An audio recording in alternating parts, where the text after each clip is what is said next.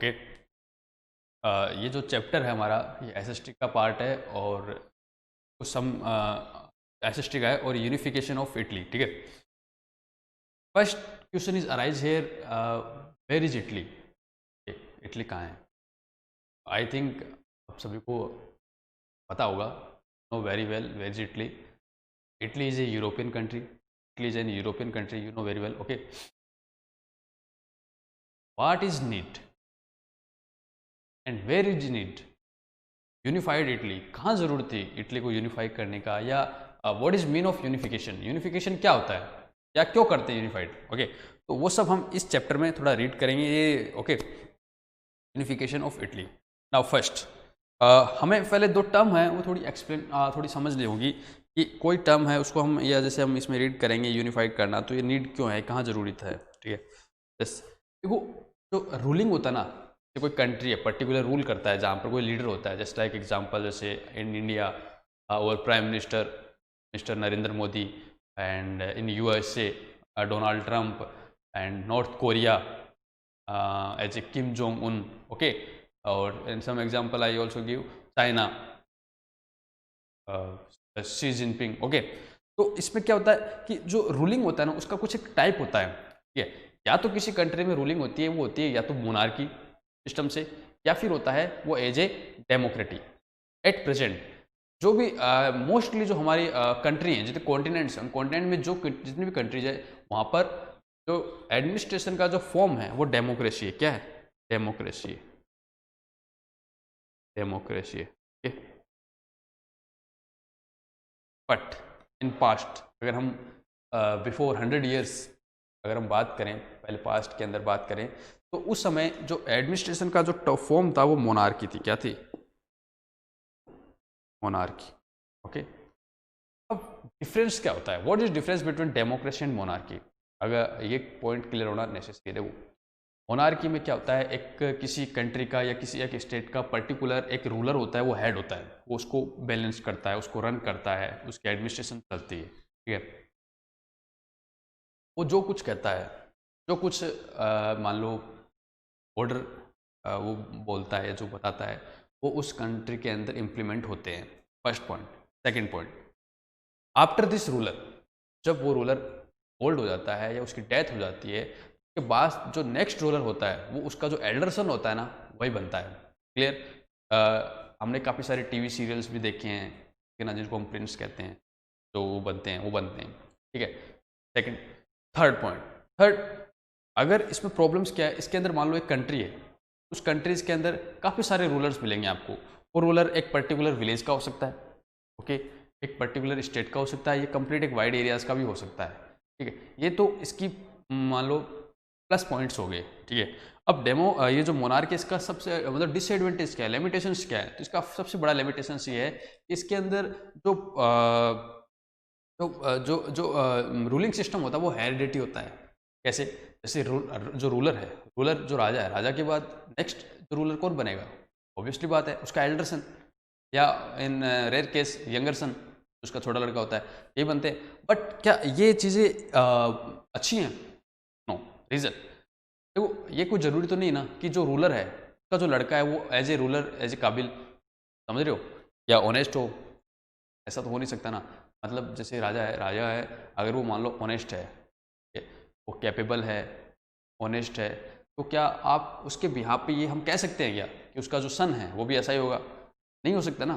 तो रूलर का जो लड़का है अगर वो इनकेपेबल है, ठीक है, वो मान लो किसी काम का नहीं है, ठीक है ना, या उसको रूलिंग करना ही नहीं आता है, लेकिन फिर भी वो रूलर बनेगा, और उसका जो बैड इफेक्ट है वो कंप्लीट जो उसके जो अंडर जो सिविलियंस आते हैं, ठीक है ना, उन पे होगा। तो इसका बैड इफेक्ट होता है। सेकंड, मोनार्की का बैड इफेक्ट क्या होता है? इसके अंदर आपस में जो रूलिंग सिस्टम्स होता है, और सेकंड रूलर के अदर देन जो एडमिनिस्ट्रेशंस होता है, जस्ट लाइक पुजारी, pandits, commander in chief army, and other and आप कह सकते हो इकोनॉमिक्स जो ऑफिसर होता है, ठीक है ना, ये सब क्या होते हैं? हेरिडिटी होते हैं, एक के बाद एक। तो इसमें क्या होता है कि जो सिविलियंस जो होते हैं उसमें काफ़ी काबिल्स भी होते हैं, तो उनको वहाँ पर आने का काफ़ी कम मौका मिलता है। तो ये मोनार्की होती है। क्लियर? यू नो, तो ये मोनार्की पहले होती थी।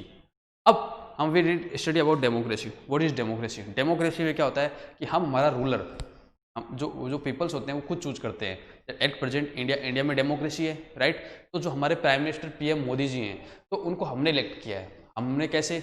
आपको पता है, वोटिंग होती है, हम वोट डालते हैं और वोटिंग से जिस कैंडिडेट को सबसे ज़्यादा वोट मिलते हैं वही क्या होता है? लीडर बनता है। यस और नोट? जैसे एट प्रेजेंट आप एग्जांपल ले लो, अभी सरपंच के इलेक्शन चल रहे हैं, कंटिन्यू हो रहे हैं ना। तो अब सरपंच क्या कोई बन सकता है? नहीं। सरपंच के लिए हर सब, जैसे अब इसमें क्या होता है, डेमोक्रेसी में राइट्स होते हैं, एक सिविलियन के पास भी राइट्स होते हैं। जैसे सरपंच किसी को बनना है तो कोई भी है वो पार्टिसिपेट कर सकता है कि सर, या मैं एक फॉर्म फिल करना होता है, उसको फिल करो और कहो मैं सरपंच बनना चाहता हूँ। फिर क्या होता है? इलेक्शन होता है, इलेक्शन में वोटिंग होती है, और जो कैपेबल होता है या जो वहाँ के उस विलेज के, पर्टिकुलर विलेज के जो पीपल्स होते हैं, जो जिसको बनाना होता है उसको वोट करते हैं, वो बन जाता है।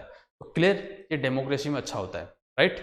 ये एक प्लस पॉइंट है डेमोक्रेसी का। ओके, सेकंड, डेमोक्रेसी में क्या होता है, एक कंप्लीट जो कंट्री होती है उसका एक सिंगल लीडर होता है। ठीक है, होता है या नहीं होता? ठीक है ना। और उसको हम चूज करते हैं।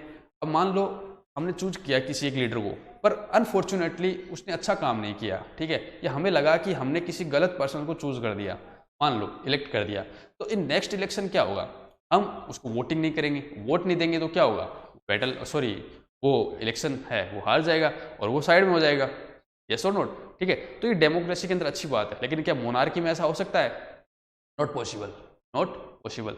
तो ये आपको पता होना चाहिए। अब हम बात करते हैं यूनिफिकेशन ऑफ इटली, कैसे क्या कुछ होता है।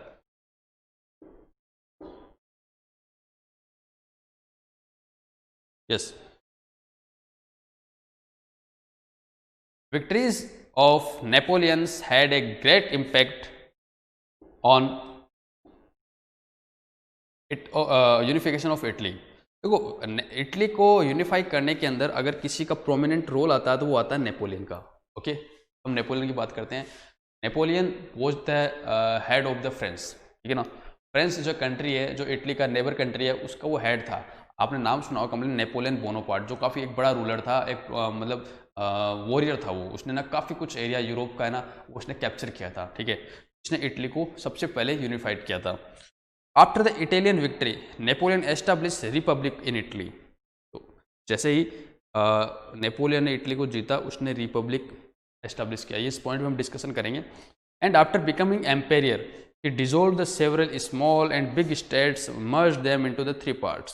ओके, तो नेपोलियन ने क्या किया? कंप्लीट इटली को 3 पार्ट्स में डिवाइड कर दिया, मर्ज कर दिया। He dismissed the feudalist arrangements and ended up the restriction on the internal trade. ने जो फेडरलिक सिस्टम्स थे उसको उसने बैन कर दिया, और जो इंटरनल ट्रेड है उसको भी उसने क्या किया? बैन किया। Uniform law was imposed in Italy. Uniform law imposed in Italy, ठीक है। यूनिफॉर्म मतलब single code. When Napoleon used Italy as a settlement, it fired the national sentiments of the Italian people. For these reasons, Napoleon is known as the father of nationalism of Italy. Clear? Now first, देखो Italy में जैसे in past India में जैसा था वैसे ही वहाँ पर फेडरलिस्टिक system था। फेडरलिस्टिक सिस्टम एक रूलर है, रूलर के अंडर में जितने भी स्मॉल रूलर्स हैं उनको फेडरल कहते हैं, या जमींदार हम कहते हैं। जमींदारी सिस्टम थी। अब उसमें से क्या होता था कि जो फार्मर्स थे वो काफ़ी परेशान थे। इसका रीज़न यही था, मानो इटली का जो रूलर है उसने कहा कि इन एवरी ईयर आपको फार्मर से 10 रुपीज़ कलेक्ट करना है, ठीक है, ठीक है, ओके। तो फ्यूडलिस्ट क्या करते थे, इस 10 रुपीज़ की जगह अगर वो 12 ले रहे हैं या 15 ले रहे हैं तो क्या होता था, किसी को पता ही नहीं चलता था। यस और नो? रीज़न देखो, आज इस प्रेजेंट टाइम में हमारे पास फेसबुक, व्हाट्सअप है, कोई भी कुछ प्रॉब्लम्स होती है, आप देखते हो वीडियो वायरल हो जाता है, इमीडिएट बनता है। कोई मानो पुलिस है गलत कर रही तो आपने वीडियो बनाया, इंप्लीमेंट सेंड किया, जिससे उस पर अगेंस्ट एक्शन होता है। जैसे कल की न्यूज़पेपर में आया था कि एक IPS ऑफिसर्स थे जिसने अपनी वाइफ को है उन्होंने ब्रूटली उनको पीटा, ठीक है, मारा, ठीक है। तो उसका वीडियो वायरल हो गया, तो उसके बाद क्या हुआ, उस ऑफिसर्स को सस्पेंड कर दिया गया। तो इमीडिएट एक्शन हुआ ना, एक्शन का रिएक्शन हुआ ना, यस और नॉट? तो उससे क्या उस समय ऐसा था? नहीं था। आपको पता है पहले बसेज नहीं थी, ट्रेन नहीं थी, तो जब ट्रेवल के सोर्सेज नहीं थे तो मैसेज कैसे पहुंचाओगे आप? इसलिए क्या होता था, इनके अंदर जो फार्मर्स हैं वो उनको ना उनका एक्सप्लोटेशंस होता था काफ़ी ज़्यादा, ठीक है। तो इसमें भी इटली में भी यही हो रहा था कि जो फार्मर्स हैं वो काफ़ी क्या हो रहे थे, पुअर बनते जा रहे थे। उन जो ये फ्यूडलिस्ट थे ना, उनका क्या कर रहे थे, एक्सप्लोटेशन कर रहे थे। अब ये सब कुछ चीज़ें चल ही रही होती है, तो नेपोलियन जो है वो इटली पे अटैक करता है। इटली को उसने अटैक किया, इटली को कैप्चर किया। इटली को कैप्चर करने के बाद में जो इटली में पहले काफ़ी सारे स्टेट्स थे छोटे बड़े, जैसे पहले इंडिया में भी तो थे, जैसे राजस्थान के अंदर अगर हम बात करें तो उदयपुर के अलग रूलर थे, जयपुर के अलग रूलर थे। देखो आज हम जयपुर को एक सिटी कहते हैं, बीकानेर को एक सिटी कहते हैं, बट एट दैट टाइम उस समय क्या था, बीकानेर एक कंट्री होता था। मीन्स बीकानेर के अंदर जितनी टेरिटरी आती थी वहाँ पर रूल्स अलग होते थे, जो वहाँ के रूलर ने बनाए थे। अगर आप जयपुर गए तो जयपुर के रूल आपको अलग मिलेंगे क्योंकि वहाँ का रूलर अलग था। अगर आप उदयपुर गए तो वहाँ पर भी आपको रूल अलग मिलेंगे। बट एट प्रेजेंट क्या ऐसा है? नहीं।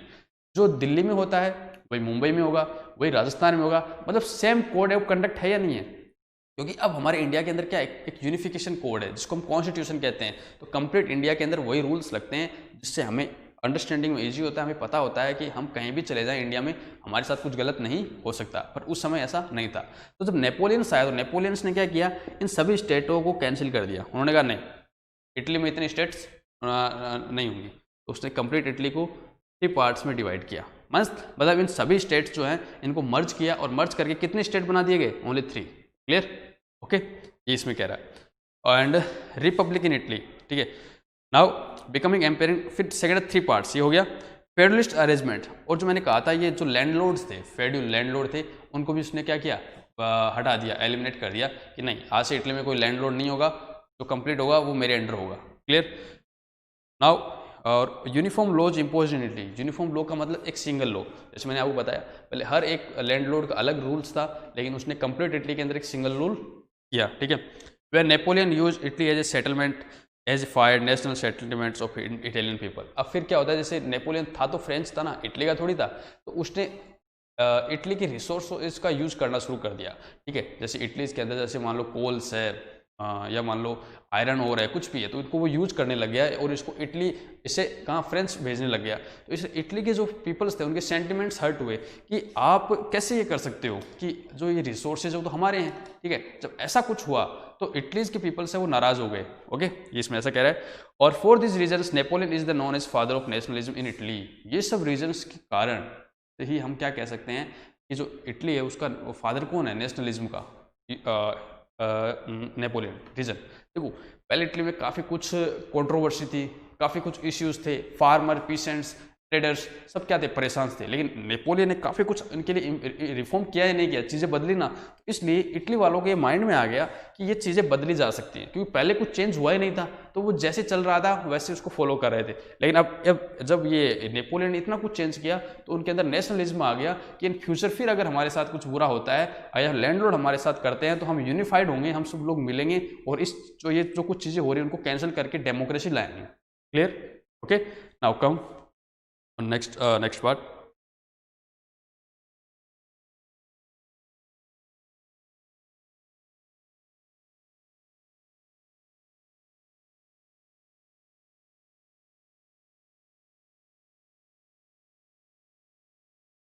ओके, जूम कर लेते हैं।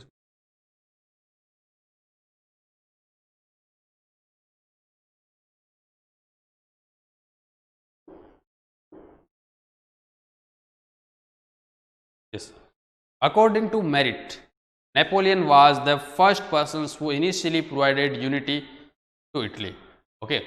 मेरिट एक स्कॉलर्स थे इटली के, उन्होंने ये सबसे पहले कहा कि भाई एक्चुअल में इटली को अगर यूनिफाइड सबसे पहले किसी ने किया था तो वो कौन थे? उन्होंने बताया वो थे Napoleon. Okay, major obstacles in the unification of Italy. अब इटली को यूनिफाई करने में मेजर प्रॉब्लम्स क्या थी, कौन से वो इंसिडेंट्स थे जिस रीजन से इटली को यूनिफाई करना काफ़ी प्रॉब्लम्स आ रही थी? तो first is the presence of reactionary foreign supremacy in Italy was a major obstacle.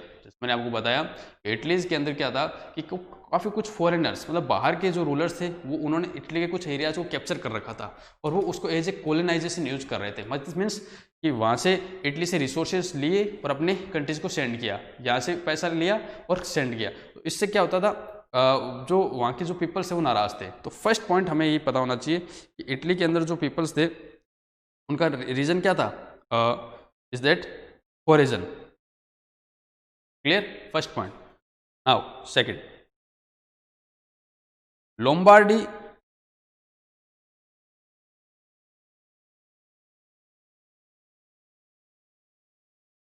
Lombardy and Venetia were direct control and Modena and Tuscany were the controlled by the princes of Austria. Remember, देखो Modena, ये जो इसमें term दे रखी है हमें as a Modena, Venetia and Lombardy, ये क्या है? ये इटली की वो प्रोमिनेंस हैं, एक प्रांत थे जहाँ स्टेट्स थे जिस पर किसका कंट्रोल था?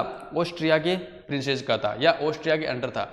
ऑस्ट्रिया इज अदर कंट्री, लेकिन वो इटली में क्या कर रहे थे? रूलिंग कर रहे थे। तो वो नहीं चाहते थे कि इटली का क्या हो? यूनिफाइड हो, क्योंकि अगर इटली का यूनिफिकेशन होगा तो ये जो लैंडलॉर्ड है इनको तो जाना पड़ेगा ना, यस और नॉट। तो ये नहीं चाहते थे कि इटली क्या हो? यूनिफाइड हो या वहाँ डेमोक्रेसी आए। Next, pope wanted to maintain his rule on his own state of Rome. Pope क्या होता है? यहाँ पर नाम हमें टर्म पता होनी चाहिए। अब जो पोप है वो ये सोचता था, ये चाहता था कि कंप्लीट जो रूल है, जो रोम है, रोम की भी हम बात करते हैं कि रोम जो है वो मेरे अंडर में रहे, या रोम का जो रूल्स एंड रेगुलेशन है मैं करूं और उसका एडमिनिस्ट्रेशन भी क्या करूं? मेरे अंडर हो।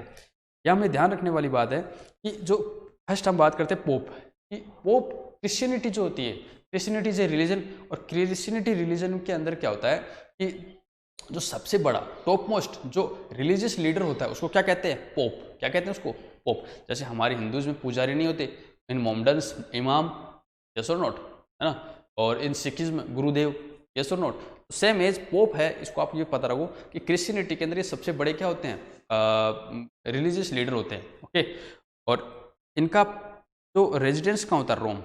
रोम is placed in Italy. Italy एक जो कंट्री है उसके सर्दन पार्ट के अंदर रोम है ना, वहाँ पर चर्च बना हुआ है, बड़ा सारा है, ठीक है। तो ये वहाँ पर है रोम। और आपको पता होना चाहिए रोम इटली के अंदर एक सेपरेट कंट्री है। रोम क्या है? इटली के अंदर है और एक सेपरेट कंट्री है, बट वो अंडर किसके आती है? इटली। एक्चुअल में क्या है? रोम में वैसे रोम के पास कोई आर्मी नहीं है, कोई सोल्जर्स नहीं है, और माइनर सी पॉपुलेशन है, बिल्कुल कम, लेकिन वो वैसे अंडर किसके आती है? इटली। मतलब इटली उसको क्या करता है? कंट्रोल करता है, ये रेगुलेट करता है। बट वैसे रोम से वो सबसे smallest country in the world. Okay, clear? Second point. Now third,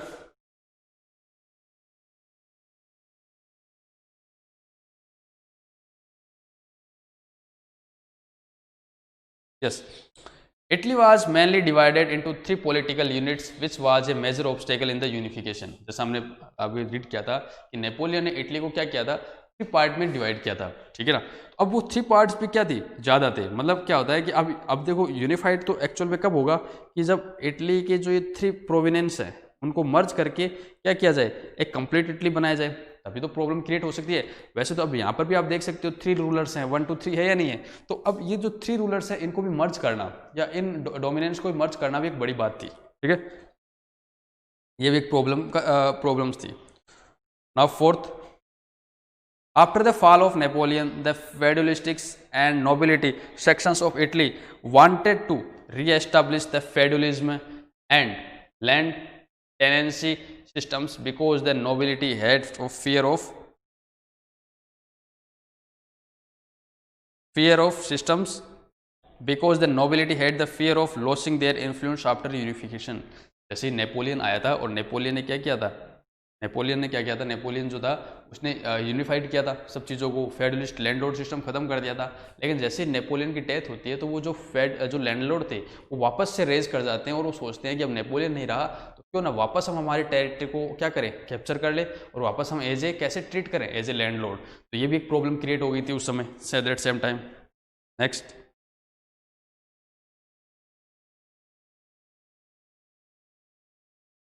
national consciousness was not awakened in the Italy so far. All the states had their own traditions and customs. No state would like to stay in communion with the another। अब यहाँ एक problem ये थी कि first तो Italy के अंदर nationalisation नहीं था, मतलब राष्ट्रवाद नहीं था। जैसे इंडिया के अंदर आपने देखा होगा कि आर्टिकल 370 को हटाया गया और कश्मीर को एक पार्ट बनाया गया इंडिया का। हम सब लोग बड़े खुश हुए कि चलो अच्छा हुआ कि जो 70 ईयर्स की जो प्रॉब्लम्स थी वो सॉल्व हो गई, राइट और रॉन्ग। बट इटलीज के अंदर क्या था? कुछ प्रॉब्लम्स थी। इटलीज के अंदर क्या था? सेम कस्टम्स नहीं थे। सेम कस्टम्स का यह मीन है कि वहाँ पर जो कम्युनिटीज़ थी ना वो अलग अलग कास्ट कम्युनिटीज़ की थी। जैसे आप इसको समझ लो, जैसे हिंदू होते हैं, मुस्लिम्स होते हैं, हिंदुओं की अपनी एक कॉलोनी होती है। कॉलोनीज नहीं कह सकते, जैसे हम रहते हैं तो जहाँ पर क्या होता है हिंदूज़ के घर आपको एक पर्टिकुलर एरियाज में मिलेंगे और मोमडन्स के क्या मिलेंगे? एक पर्टिकुलर अदर एरियाज में मिलेंगे, ठीक है ना। हालांकि कुछ एक दो हाउसेज हो सकते हैं वहाँ पर, बट मोस्टली यही होता है ना। तो उसमें क्या होता है कि जैसे हम साथ क्यों क्यों रहते हैं, जैसे हिंदूज एक साथ रहते हैं तो इसका मतलब क्या है कि जैसे दीपावली है, होली है, रक्षाबंधन है, या other many festivals we are celebrated to each other betterly, है ना, क्योंकि कोई फंक्शन होता है तो हम अच्छे से मिल सकते हैं, बातें कर सकते हैं, राइट और रॉन्ग। लेकिन और सेम एज मोहम्मडन्स में भी होता है कि जब ईद होती है तो वो सारी कम्युनिटी एक साथ रहती है, तो उनको क्या होता है, वो अच्छा लगता है कि हाँ ये हम हमारे कल्चर्स अलग हैं। उनकी जो वर्शिप की प्रोसेस होती है, जैसे वो नमाज करते हैं तो वो सेम वहीं चाहते हैं, मॉस्क में जाते हैं, होता नहीं होता, हम टेम्पल में जाते हैं तो सारे लोग हमें मिलते हैं। तो अगर वो सब लोग अगर मर्ज कर दे तो कुछ प्रॉब्लम क्रिएट होती है, नहीं होती। यस, इटली में भी यही था कि ये सब लोग क्या थे, मतलब जो कम्युनिटी थी उनके जो कास्ट कल्चर्स था वो कुछ अलग था, और वो नहीं चाहते थे कि हम सब लोग क्या हों, एक साथ मर्ज हों, तो ये भी एक प्रॉब्लम थी। Okay, next.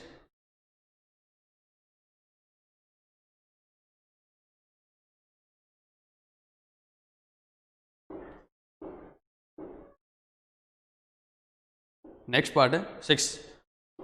Another obstacle in the unification of Italy was there no single opinion. Was there no single opinion? But how? Yes, there was no single opinion on the fact that under what ideologies the unification should be performed. Mazzini and Garibaldi wanted the unification of Italy in the form of republic. Okay, क्या कह रहा है ये? Here say that कि यहाँ पर Garibaldi and Mazzini both are the scholar and the prominent leader in unification of Italy. तो Mazzini और गैरबोल्डी है ना, इन्होंने इटली को यूनिफाई करने में अपना काफ़ी प्रोमिनेंट रोल प्ले किया है।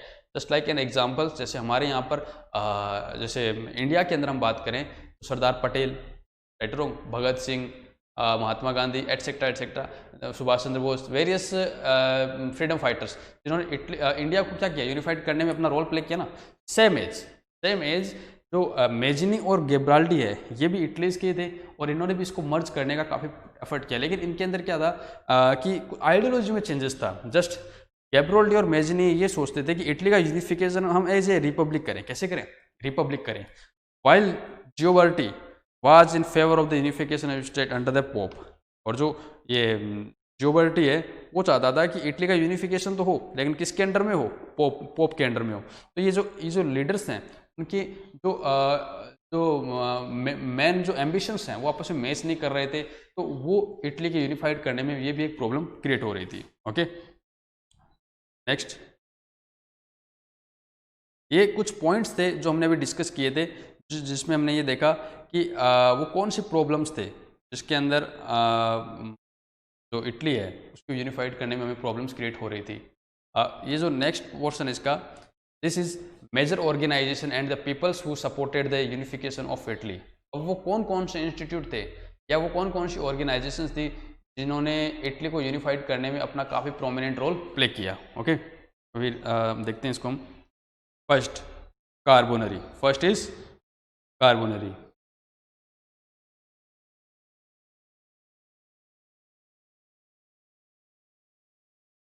Yes, okay.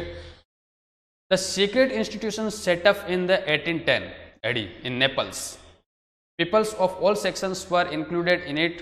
This outfit had two major objectives: to root out of foreigner from the Italy and to establish legal independence. Okay, first is Carbonari. So what is Carbonari? What is Carbonari? It is an institution. It is an institution. आप इसको यूँ समझो, जैसे India में जब freedom fighter चल रहा था तो इंडिया में भी तो कांग्रेस बनी थी ना, यस और नॉट? तो कांग्रेस क्या था? कांग्रेस का बेसिक मीन्स होता है ग्रुप ऑफ पीपल्स। ओके, तो सेम इस कार्बोनरी एक इंस्टीट्यूशन था जो कहाँ पे बना था? ये बना था आपका इटली के अंदर, जिसका मेन पर्पस क्या था? इसका फर्स्ट पर्पस था to root out the foreigner from the Italy. Means Italy के अंदर जो जितने फॉरेनर्स हैं उनको क्या करो, इटली से भगाओ। ठीक है। Second, and establish legal independence. Legal independence का मीन्स एक मतलब कंप्लीट यूनिफॉर्म लॉ लेके आए, डेमोक्रेसी लेके आए और इटली को क्या किया जाए? यूनिफाई किया जाए। ये इसके मेन एम्बिशंस थे कार्बोनरी के। Okay, but it failed in its objective due to the absence of the influential leadership and decisive aims. अब यहाँ प्रॉब्लम क्या हो गई? यहाँ पर इस कार्बोनरी के अंदर ये स्टार्ट तो हुई थी, लेकिन इसके अंदर लीडरशिप की कमी थी, है ना। उसके एम्बिशंस थे ना वो लॉन्ग रन में नहीं थे, क्लियर और नॉट, मीन्स इसके एम्बिशन और जो लीडरशिप थी वो कुछ कहीं ना कहीं कमी रह गई, जिस रीजन से कार्बोनरी है वो फेल्ड कर गई। Okay,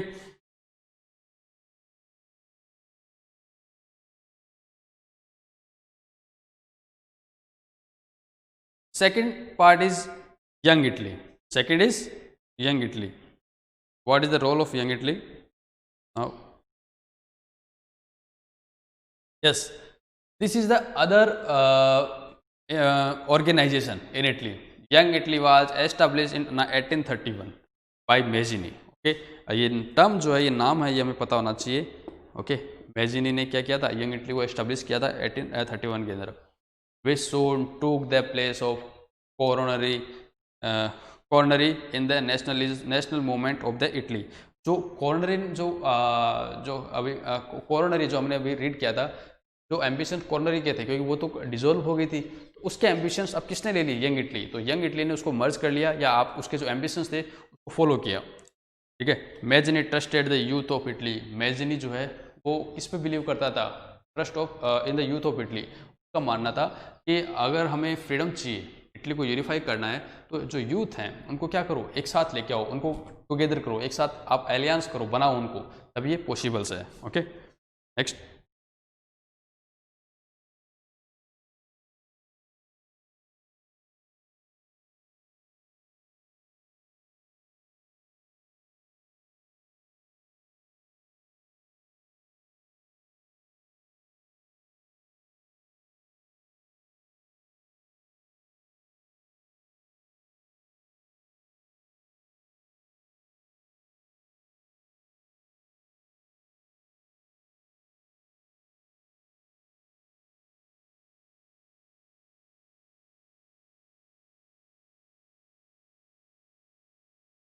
Okay, yes.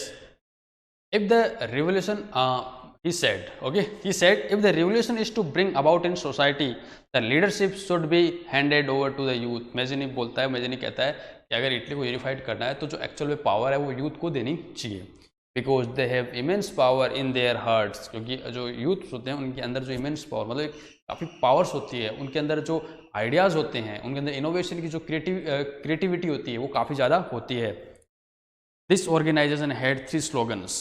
इस इंस्टीट्यूशंस या जो ये ऑर्गेनाइजेशन थे, इसके 3 एम्बिशंस थे। First, faith in, have faith in God. इस पर जो गॉड होते हैं उन पे आप बिलीव करो, भरोसा रखो। Bring all the brothers together. सभी इटली के जितने भी ब्रदर्स हैं, मीन्स यूथ है, उनको एक साथ लेकर आओ। And third, get Italy free. और इटली को क्या करो? फ्री कराओ। ये 3 एम्बिशंस थे इसके। ठीक है, the objective of the society were clear. Clear to achieve the unity and freedom of Italy and establish a state based on concept of freedom। और उनका एक ही एम्बिशन था कि हमें हमारे स्टेट को किस बेस पे बनाना चाहिए, हमें हमारे स्टेट को फ्री करना चाहिए। किस बेस पर? As first equality, second public welfare and equality and public welfare is that. Equality means जितने भी सिविलियंस थे इटली के अंदर, चाहे वो माइनर हो, मेजर हो, rich, poor, both are same. Okay, public welfare, और पब्लिक वेलफेयर का मीन होता है इस सोसाइटी के अंदर कुछ अच्छा काम करना। फॉर एग्जांपल, जैसे गवर्नमेंट्स होती है, वो हमारे लिए कुछ अच्छे वेलफेयर की वर्क करती है, नहीं करती? दैट मैंने example just like roadways, buses, right? Okay, second government schools, okay, and roads जो हम देखते हैं, स्ट्रीट लाइट्स, ये सब वेलफेयर के वर्क्स होते हैं। तो मैजिनी भी ये कहता है कि हमें भी पब्लिक वेलफेयर काम करना चाहिए। These institutions infused in the peoples of Italy the spirits of patriotism, struggle, sacrifice and the freedom। और ये जो इंस्टीट्यूशंस था, इसने लोगों के अंदर इन्फ्यूज़ किया, मतलब उनको पैट्रियोटिज्म सिखाया कि नेशनलिज्म क्या होता है, हमें हमारे नेशन के लिए क्या करना चाहिए। ठीक है, उनके अंदर जोश है वो क्रिएट किया, उनके अंदर स्ट्रगल, सेक्रीफाइस, ये सब जो चीज़ें थी वो सब की सब ये जो मैजिनी ने ना वहाँ इटलीज के जो पीपल्स थे उनके अंदर उनको ये सिखाया। Okay, Mazzini urged the peoples of Italy and said, "Don't run behind the annexing anything except the idol of united Italy। वो अपने इटलीज के यूथ से उनको कहता था कि यूनिफिकेशन ऑफ इटली, इससे कम आप डिमांड ही मत रखो, हमारे माइंड में एक ही एम्बिशन होना चाहिए, we should unified the Italy in any condition. Okay, yes और नोट? मेजिनी कहता था हमें किसी भी कीमत पर, हमें कोई भी स्थिति के अंदर हमें हमारी इटली को क्या करना है, यूनिफाइड करना है, इससे कम हमें कुछ सोचना ही नहीं है। Okay, in the opinion of the patriotism Mazzini was the angel who came to build the futures of Italy. Mazzini की जो स्पीच थे, मेजिनी के जो एम्बिशंस थे, उनको सुनकर इटलीज के जो पीपल्स थे उनको ऐसा लगता था कि he is an angel for us, जो हमें क्या करने आया है, जो इटली को चेंज करने आया है, या हमें आगे बढ़ाने आया है। In fact, Mazzini laid the foundation of unification of Italy. Southgate, in fact, Mazzini laid foundation of unification of Italy. हम मान सकते हैं कि मेजिनी ने इटली को यूनिफाइड करने में एक बेस्ट वर्क किया था। Southgate writes, it was Mazzini who developed the spirit of freedom in this countryman. He was not a military hero of the kind of Kaur. He was a poet, idealist thinker, and the harbinger of the revolutions. यहाँ जो Southgate है, Southgate कौन है, Southgate एक prominent scholars हैं, ठीक है। ये अपने आइडियाज़ में, अपनी बुक्स में बोलते हैं कि मेजिनी एक्चुअल में क्या है, उसने डेवलप्ड किया spirit of freedom in the country man, कि इटली के हर एक पर्टिकुलर पर्सन के अंदर नेशनलिज्म की जो फीलिंग्स है वो किसने क्रिएट की थी, वो मेजिनी ने ही की थी। ओके, तो हालांकि he was not a military hero, हालांकि वो कह रहे हैं कि मेजिनी कोई मिलिट्री हीरो नहीं था, वो बैटल फील्ड का कुछ ज़्यादा पता नहीं था। Of the kind of Cavour, कि जो Cavour is also an freedom fighter of Italy, कि काउर जो है वो एक फ्रीडम फाइटर था और साथ ही साथ वो मिलिट्री था, मतलब उसको बैटल का काफ़ी नॉलेज था। तो यहाँ कहना चाह रहा है कि जो मेजिनी है वो काउर की तरह कोई फ्रीडम फाइट मिलिट्री मैन नहीं था। हाँ, ही वाज पोइट, वो एक पोइट था, आइडियलिस्ट थिंकर था, उसकी जो आइडियाज़ थे वो काफ़ी हाई थे, एंड हर्बिंगर ऑफ दिस रिवोल्यूशंस, जो इनके आइडियाज़ और जो ये इसके एम्बिशंस थे, जिन्होंने इटली को यूनिफाइड करने में एक प्रोमिनेंट रोल प्ले किया। ओके,